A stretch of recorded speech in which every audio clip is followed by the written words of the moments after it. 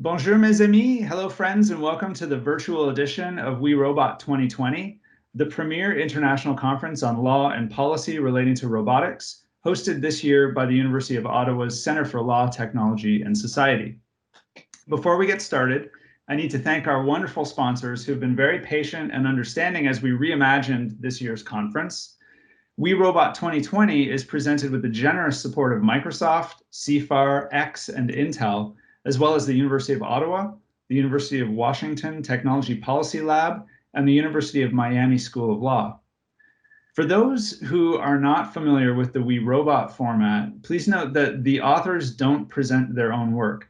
Instead, session discussants read the author's papers in advance of the conference and present the author's work to the audience while offering constructive thoughts for improvement and seeding the conversation that follows. Authors then have about 5 minutes to respond to discussants' feedback. Then we invite the discussant and the authors to engage in a casual discussion. For the virtual edition, we invite the audience to engage with the papers in the comments section below the video. For this session, we're delighted to welcome our discussant, Kanta Dihal, from the University of Cambridge, to present Narratives of Artificial Intelligence in a Gendered and Racialized World, Emergence on the African Continent, a paper by Laura Foster, who's with Indiana University at Bloomington, Bram van Wiel, and Tobias Schoenvetter. A link to the paper and bios are available under the video. With that, I'll turn things over to Kanta for the discussion.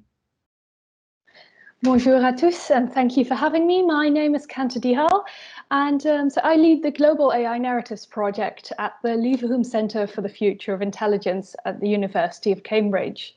I am honoured to have been invited to respond to this paper. Over the last few years, we've seen a significant increase in academic attention paid to narratives of artificial intelligence in fiction, journalism, policy discourse, and other media. However, nearly all of these inquiries have focused exclusively on the Anglophone West. And this paper by Laura Foster, Bram van Wiele, and Tobias Schoenvetter is a very welcome endeavour to begin exploring regions underrepresented in this research, in this case, the continent of Africa. So this paper presents the results of a pilot study of media narratives on artificial intelligence performed by 3 law scholars. And that commendable interdisciplinarity is an example of the kinds of collaborations and perspectives we need in order to properly anticipate, understand, and accommodate the social impact of AI. And it would be great to hear more in the discussion following this presentation about the motivations underlying this research. So the aim of this pilot study was to analyse news articles about artificial intelligence in an African context, to identify trends in the way AI is framed in such articles. And the authors identified 4 such framings. First, optimism, then value neutrality, third, linear time and progress, and finally, disruption. And furthermore, the authors claim that gender issues are underrepresented in this coverage. And from these findings, they conclude that these approaches, and I quote, reinforce and design the default settings of AI-related technologies as masculine, white, heteronormative, able-bodied, and Western, which simultaneously limits and makes apparent alternative possibilities for articulating AI otherwise. Now, the specifics of the study are as follows. The authors have analysed 272 news articles published between January 2014 and September 2019, which they found by using LexisNexis, which is a US-based journalistic and law database. And they found these articles by using the Africa location filter and then using 3 search terms. First, artificial intelligence and machine learning, plus Africa, plus law or policy. And the authors note that this search produced not only results from Africa-based publications, but also results from publications based elsewhere, but aimed at readers in Africa. So they make the very important point that, and again I quote, This should not be surprising and demonstrates that the media sources framing public perceptions and understandings of AI across Africa are not limited to African-based news sources published on the continent. To assume otherwise risks reinscribing colonial tropes of Africa as static, unchanging, and outside of global flows of information and ideas. And from the use of these search terms, we can infer two things. First of all, that the media narratives analysed here focus specifically on law or policy. So what is likely a subset of media articles about artificial intelligence. This, of course, gave the authors, who are legal specialists, the advantage of an advanced understanding of the issue at hand. And I would be interested to hear more about what it means for the results of the study, the four narrative framings, and the author's conclusions that they focused on the coverage of legal and policy issues specifically. The second thing we can infer from these search terms is that the study focuses on publications written in English. As English is not in the top 10 of native languages in Africa, and is a less widely spoken language than, for instance, Arabic in Africa, this of course narrows the scope of the research. And given the results of this, I note that this is only a pilot study. I would be very curious indeed to see what happens if this search is repeated in, for instance, Arabic or Hausa. In their analysis, the authors start by addressing how AI-related technologies are becoming gendered and racialized. Their analysis focuses also on gender. They observe that very few of the articles in their corpus use the words gender, women, or men. However, they refer to several examples of articles that do address gender, and these articles, that small minority, seem to be very sophisticated engagements with gender and AI that critique rather than reinforce the white male Western default. So it would be great to see some quotations included and some numbers. An argument along the lines of only X% of news articles on AI take into account issues of gender would be particularly strong. And the paper then moves to a description of those four narrative framings: optimism, value neutrality, linear time and progress, and disruption. On optimism, the authors write that in the vast majority of cases, AI is described in terms of promise and solutions. And it's notable that that minority of articles that express pessimism seem to be the ones focusing more directly on Africa and on the impacts of AI in African contexts. On value neutrality, while it might sound contradictory to claim that the majority of articles are both optimistic and value neutral, by this the authors mean that most news articles do not consider questions of gender or race at all. The science and the technology are presented as free from the influence of the social, cultural, or political context in which it in reality has been produced. Then on linear time and progress, related to those narratives of relentless positivity and optimism, the authors find that the narratives they've analysed promote a view of AI as enabling a society to progress and grow, making it more rapid and efficient. And such a framing, they argue, supports notions of economic growth as being the singularly most positive end goal for a society, the one goal to strive for, and that fails to take into account the damage and suffering caused in the name of this progress narrative. And finally, the authors address disruption by showing that this is a term very often used in these narratives. AI is presented as a disruptive technology, but the authors make the excellent point that these narratives, quote, deploy a vision of disruption that doesn't disrupt at all, but rather constructs and reinforces the unequal ordering of our worlds. All in all, this kind of research is extremely valuable for understanding the impact of AI technologies and the way they are framed beyond the narrow Western hegemonic demographic and I wholeheartedly thank the authors for this important work. For this specific paper, as I've been asked to provide feedback, I would recommend the authors to carefully consider the balance between detail and criticism in their paper. So for the reader, it's important to fully understand what is being criticized in order to properly understand the author's argument. And that could come in the form of figures, percentages, diagrams, or direct quotations from the sources that are being criticized. And to open up the discussion now, I propose to start with a broad question addressing the law and policy angle. I would be very grateful if the authors could elaborate on their choice of this law and policy angle for the subset of narratives that have been selected in this research, and what that means for their analysis and interpretations.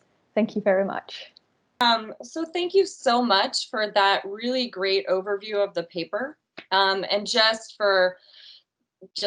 I feel quite honored that you're willing to engage with the work, given how much of an expert you are in this field as well, and have produced a lot of great work on just sort of how narratives also frame AI. So I really appreciate it, especially coming from you and the expertise that you've developed.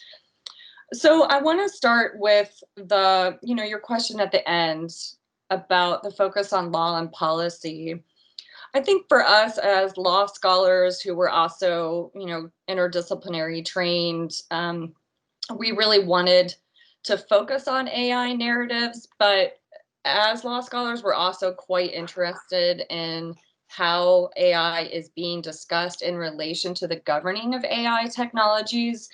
And so that's one of the reasons why we did that in terms of limiting and adding those search terms, right? I will say that, when we first did it, we actually did not use law and policy. We actually did a much larger search, and it was more, 800 to 1,000, right? So it's also just as a researcher trying to narrow down the amounts of data and articles that we were going to be doing a qualitative study for. But I mean, I think it serves the kind of next project that we're thinking about. We really are trying to think about the relationship between AI narrative and the governing of AI technologies, right?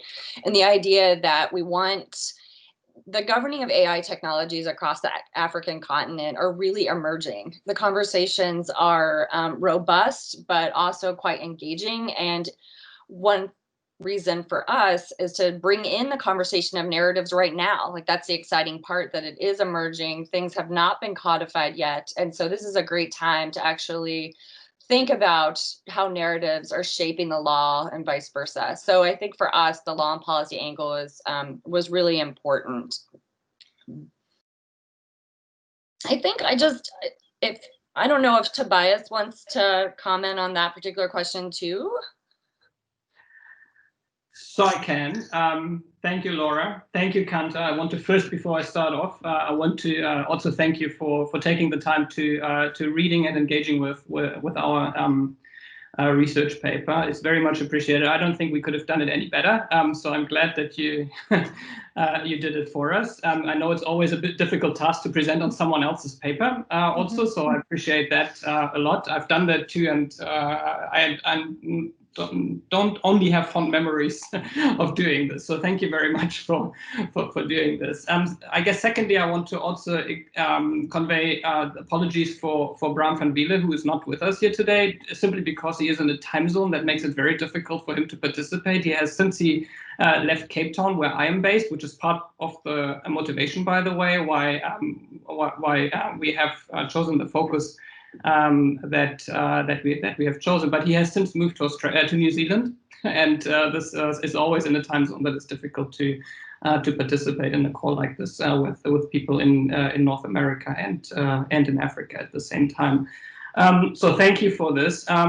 I think you made excellent suggestions for improvement. We will take them on. I think we had been very careful in our framing of the paper that this is a preliminary. These are our preliminary findings. So there is certainly room for the kind of improvement that you are suggesting. I'm glad we have a video recording of the session here, so that we can actually go back and listen very carefully again to what you had suggested.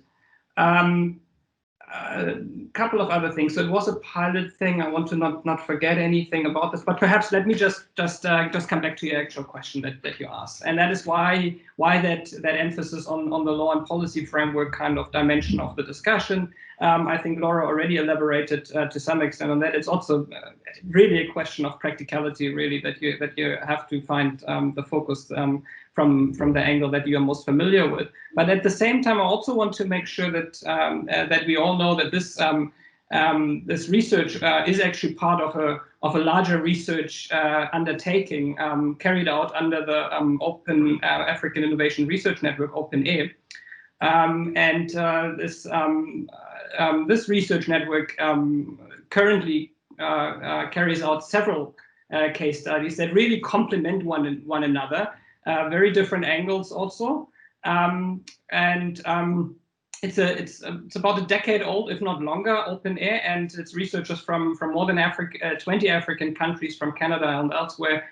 And among other things, we try to answer a number of questions. But one of the questions that we are asking with the OpenAir network is how knowledge governance frameworks can be designed to ensure that social and economic benefits of innovation are shared in an inclusive way. And I think this is was the kind of trigger to think about AI and gender, because bring these actually together, because these are two of the current research lenses that we have identified under OpenAir as useful to look at to help answer the kind of overarching question that I just outlined. So there was a couple of kind of predeterminants in that study that we wanted to speak to, so that this study then also kind of contributes to the whole, to the whole of all the other case studies, and we stitched together in that way artificial intelligence, gender equity, and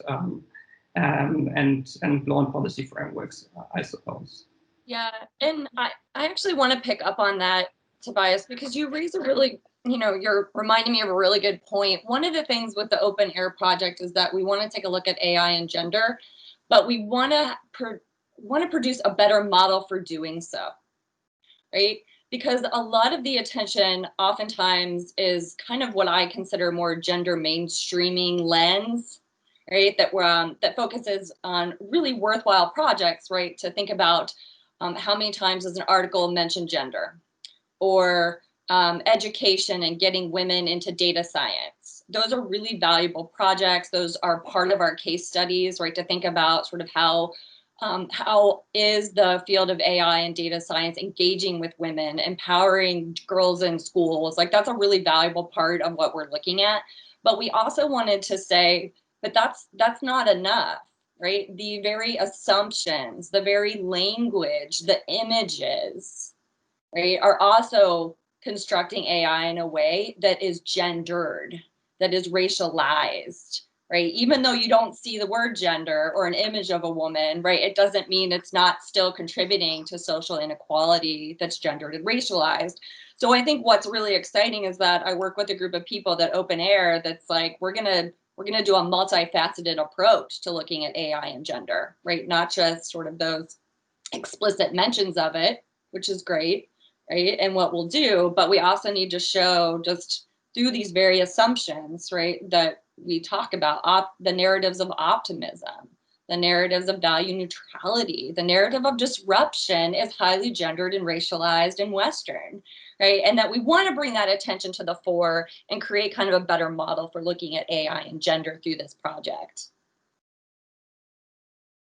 Thank you. I'd be really interested in hearing more about this gender angle. So from the paper, I gather that you've been looking at three terms: gender, please correct me if I'm wrong, is it gender, men, and women? In terms of when it came up.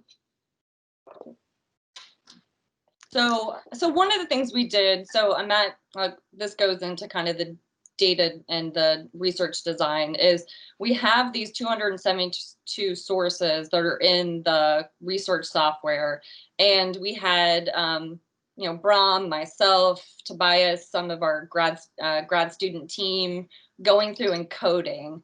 And so we do have, so I like that you said the numbers would be great, more quotations, more figures and quotes. We do have that. We can say this many articles said women in the text, or this many articles said men in the text. So it's not just women and gender, it's women, gender, men. We got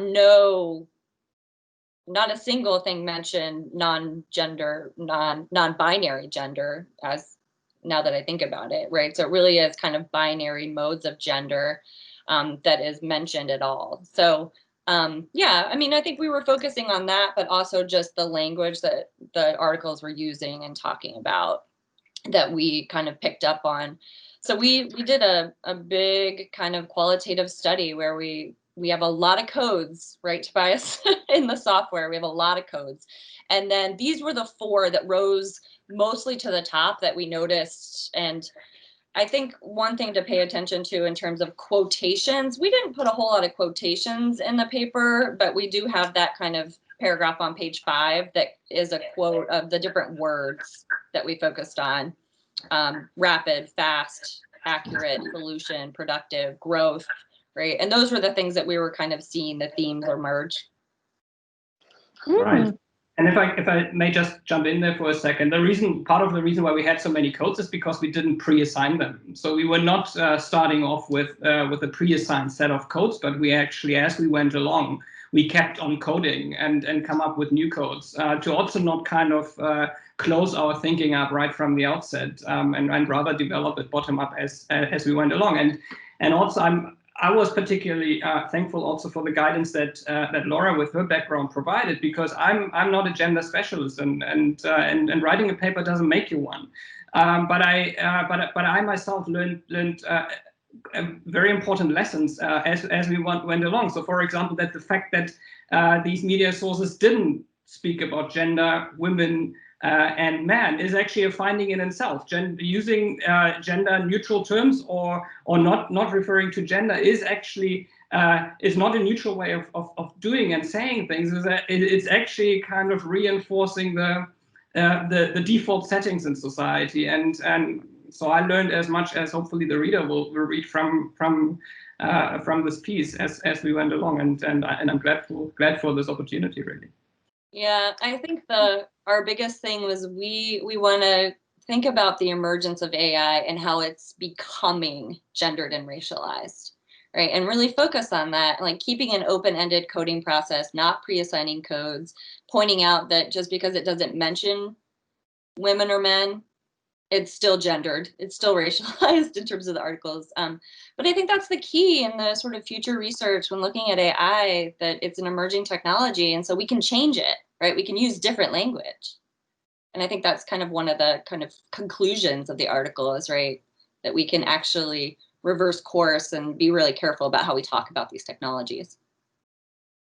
Yes, indeed. So in the paper, it wasn't quite clear to me what kind of examples you would bring up in this context. So in a section on gender, there is a focus on how the terms gender, men and women, and you say non-binary genders are underrepresented in these articles. But then when you talk about gendering, rather than simply using these terms, gender, male, female, how does this link to those 4 themes that you've identified? How do those express gendering without explicit reference to gender?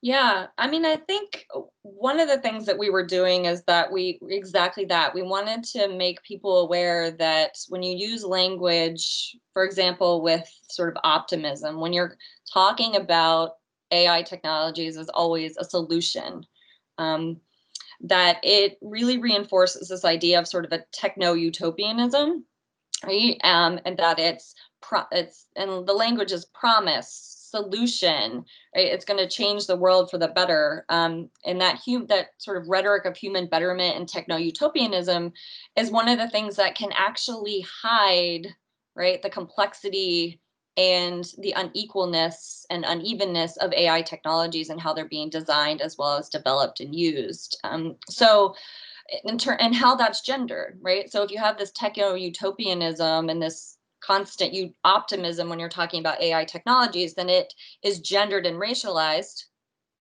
because it isn't allowing you to actually get into the real discussion of the complexities of the AI technologies, particularly on the African continent, right? I think that's why, we did find that when it does express pessimism, that is where, right, the narratives and the articles are really talking about the difference in relation to its context in Africa. So I think we want to let people know that just because it says that solution, promise, optimistic, utopianism, right, is also highly gendered and racialized, even if men and women aren't mentioned. And I think my favorite was disruption, right? I think that I enjoyed that part. Yeah, I mean, and I think we kind of had a lot of discussions about, because disruption is such a key term. It's taken on, right? It's used so prolifically across data science corporations, and so we wanted to bring to the attention, right, that the idea of disruption is also highly gendered, racialized, and Western, right? Because if you start looking at, right, the way that they talk about it, right, is that, these emerging technologies are poised as this idea that they're disrupting certain ways of living, working, and learning, but not the relations of power that shape that, right? So this is where it's highly gendered and racialized, right? Because you're disrupting ways of knowing and ways of living and doing, but not the relations of power, right? And so the way that they were talking about disruption in the article was disrupting the way we live and work, but not disrupting the inequalities, not disrupting the unevenness, not disrupting policies that contribute to social inequality. So it was a really narrow vision of disruption, right, that the articles are talking about. The articles use a very limited, narrow vision of disruption. And that's what we want to say that has implications, right, for gender and race. That has implications for social inequality and social justice. So then in the end of that section, we kind of turn to, that actually the narrative of disruption that we want is more from social movements, right? Anti-racist work, Roads Must Fall movements. The African continent is leading the way in some of this stuff. They have a much more robust notion of disruption, and that's how we need to talk about AI, through that lens of disruption, and not more of the sort of economic logics of disruption that are being normatively framing AI. And if I may add to this again, I think the nice thing about, also after rereading this piece now in preparation for today, I guess, is if you first read it, and this is not necessarily your background, and you see the kind of four frames that we have identified, including optimism, value neutrality, linear time and progress, and disruption. And you then read the first part of the paper, and you read our statement that by framing the technology in this way, this is a gendered and racialized way of doing this. You immediately start to wonder, but how is this so? And I think part of that paper then really, or a good part of that paper then carries on to explaining that further, especially for those who have not been working in the field before, of how actually terminology that you wouldn't necessarily, if this is not your discipline, wouldn't perceive as genderized and racialized right from the outset, how you actually have to think twice and double to actually make the connection and see this is not neutral, even though the word neutral is actually used itself. So that's, I guess, one of the fascinating parts of the paper as well. Absolutely. And so I enjoyed how you have a section on gender, where you really go in depth analyzing the gendered implications. I would say the paper would benefit from a similar section on racialization and the implications for issues of racial and ethnic inequality. Are there any specific examples similar to the gender ones that you discovered in these narratives?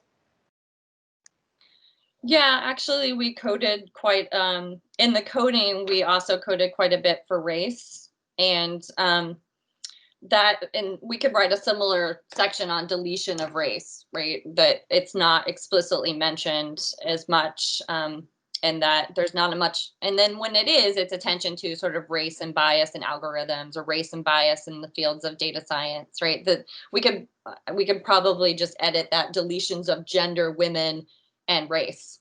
Like we could just add that in. And then I think, like, hopefully, but maybe we didn't as much, hopefully the discussion within the four narratives, when you read it, hopefully when you read it, it's not just about gender, it's very much gender and racialized in those four narratives, and particularly talking about sort of colonial histories to make it more about the African continent. But now that I'm going back and reading it, I want to make sure that we've done that most effectively, because that, when you're doing going back to my point about producing a model for looking at gender and AI in an intersectional way. And so we really wanted to do that. We really wanted to make that point. So, I like your comment about it might be made a little bit more explicitly in the writing of the document to bring that out more.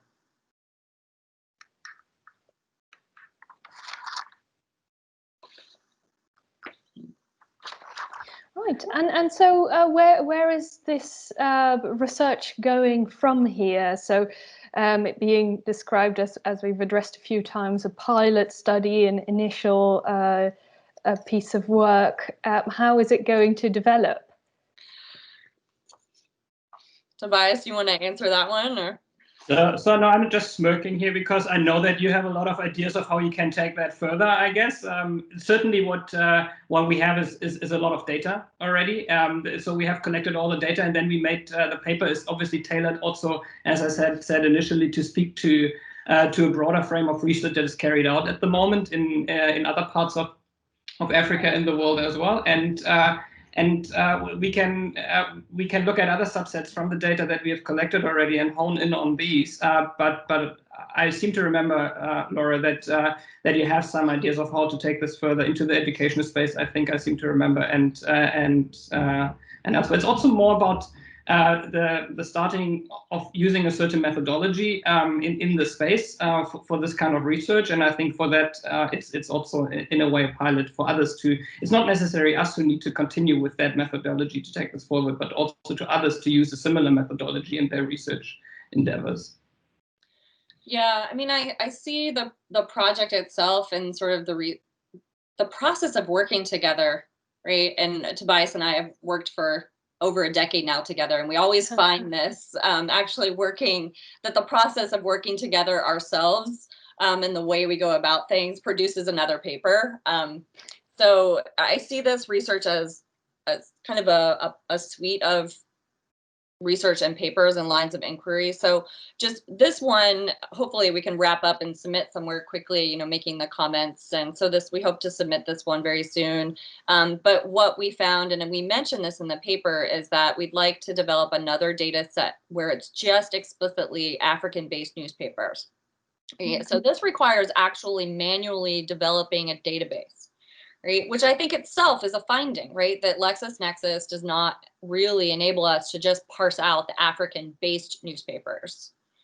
And so we'd like to do a second round of coding and develop the data set, do a round of coding, and then compare between this project and that project. But like I said, like parsing out those newspapers exclusively would have been risking the colonial tropes of Africa as this site of static and unchanging and outside of the global flows of information, right? So we didn't want to do that immediately, but I think it would be interesting to see if there's any differences. So that's the next one.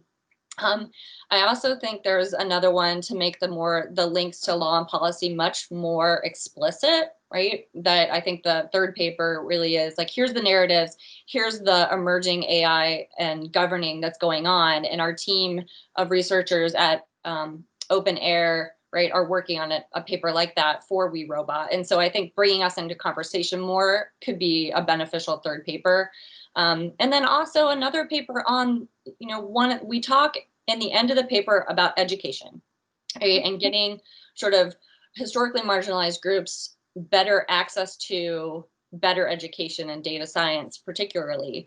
But also that education itself needs to be fundamentally rethought in this sort of new kind of AI world, because we need projects and groups like ourselves, right, that are working to learn different skills, right? So we've got legal, we've got gender studies, feminist science studies, Brahms now in a Department of Business. And so, that what was the process of working together as a model for like building more interdisciplinary research teams that we're going to need, right? And that's where like the process of working together across continents, across disciplines, I think would be another really good thing. Just like education needs to be, data scientists need to learn a little bit about colonial history and a little bit about gender theory, and gender and law scholars need to know about coding, right? And so I think this is a good project to help us think more about how to reimagine education. Absolutely. And would that be a reimagining of education anywhere in the world specifically? What with the research you have been doing focusing on Africa? Well, I mean, I think it could be applied across the board, but our particular concern is going to be in the continent of Africa, right? And sort of how, harnessing already the really good initiatives. I mean, across the continent, there's some really exciting initiatives that are going on with AI and education and social movements around transforming and reimagining AI for social justice. And so there's already great work being done on how to reimagine education. And so we want to contribute to those ongoing conversations on the continent. Especially also because OpenAir already also in a couple of years ago has done quite a bit of work on STEM education in Africa. So it would actually be interesting to bring those research endeavors back then together with what we are doing now and linking them together and learn from one another. So I think that would be fascinating. And then perhaps just picking up quickly on something that was mentioned earlier in terms of developing this research further. I think you already kind of highlighted earlier, like a shortcoming, like by design, I guess, at this stage. And that is that we're dealing mainly with English language media, right? And this is not something that perhaps fully reflect the how these things are being dealt with on the African continent. So kind of branching out and also considering other languages, I think, is also something that we need to consider going forward. And would that also have to mean building your own database, or is this also one of your findings, that it's specifically regarding the African continent, that it's much easier to find databases of what has been published in English compared to other languages?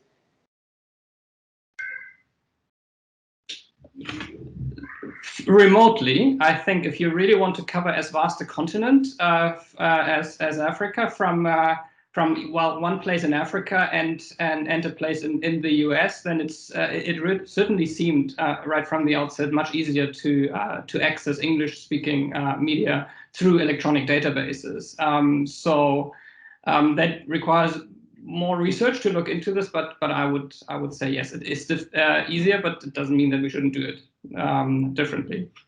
Yeah, I mean, I think that's why we, in all of our projects that we've worked with in the past, we try to get a team of grad students also involved, right, to sort of think about those questions. But I mean, I think the question of language is a, robust conversation within the conversations and debates over decolonizing knowledge across the continent, right? So that is a major theme, right? To decolonize knowledge production around AI, right, and to reimagine AI otherwise requires us being very self-reflexive about the limits of language and how we're training people, right, and how people are limiting themselves to English, how the databases are limited to English. But I think this is, it fits in with a larger conversation and debate around decolonizing and the question of language.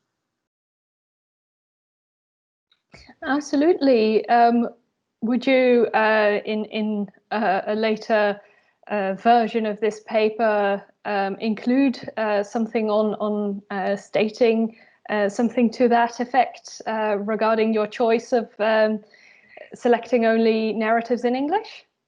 Yeah, I think that it's a good reminder to include that. I feel like we've included that in other work that we've done, Tobias, right? But we need to add it here. Yeah, absolutely. And just to I took a note earlier of that. Yeah, to problematize it. Well, and it also reminds me, like, we should have kind of that a little more discussion that's much more self-reflexive about. We can add even more of a discussion, right, about the team, about the interdisciplinary process of working together, the limits of that, the limits of language. So that could open up an even bigger kind of discussion. So that's a really great suggestion. Wonderful. Now, I guess my final question, perhaps, about the emergence of governance around AI on the African continent. With this work, what is your aim with regard to the emergence of that governance? Is it your aim to inform the shaping of that governance, to disrupt it in the, I guess, more confrontational, proper meaning of disrupt? Is it to inform the media outlets of what they are doing and how they should be doing it differently?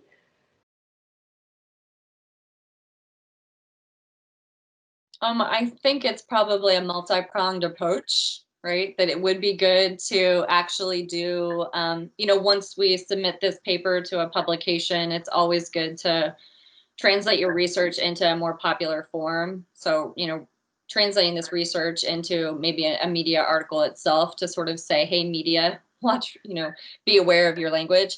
But I think from the law and policy perspective, the way that the governing structures are being imagined right now on the continent are very much locked into that logic of capital, logic of growth, logic of scale.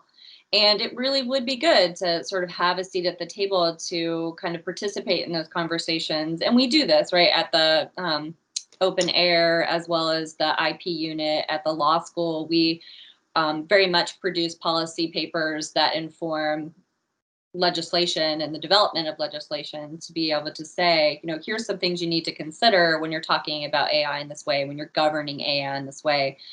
Because I think in the paper, we only briefly mentioned that one of the things we're concerned about, right, is that when AI is talked about in terms of growth, promise, solution, and it ties into sort of the idea that the African continent, unless it adopts these technologies in a really Western way, that they're going to be considered backwards, right? But I think that we can participate in some of those conversations at the level of governing, at the level of developing these law and policies, to make sure that we're participating in reimagining different ways of governing, to complicate that narrative, right? And I think the continent is poised to do that. There's lots of people, because of decolonizing is such a powerful political frame on the continent, people are open to these ideas. So I think we already have kind of a seat at the governing table, right? Tobias, you can speak about this, and we already have some influence. So, and we can problematize that too, right? When you have law scholars talking about narrative, people might listen a little bit more. Like, we'll see.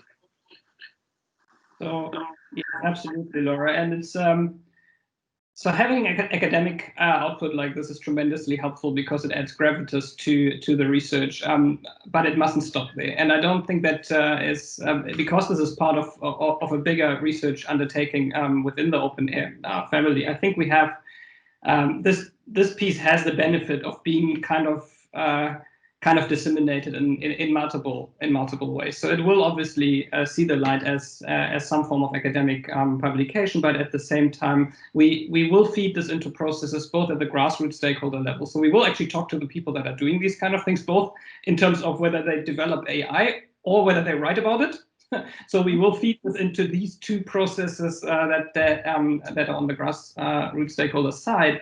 But I guess over time we really do have developed good links to government. In fact, part of the reason why this part of the conversation needs to end sharp, at least from my side, in 5 minutes or so, is because I'm going into a training session with parliamentarians here in South Africa at the Department of Trade and Industry, and it's these kind of meetings, even though they're focusing on something else, where you also can feed in better face-to-face, so better once all these COVID-19 restrictions are lifted when they can be.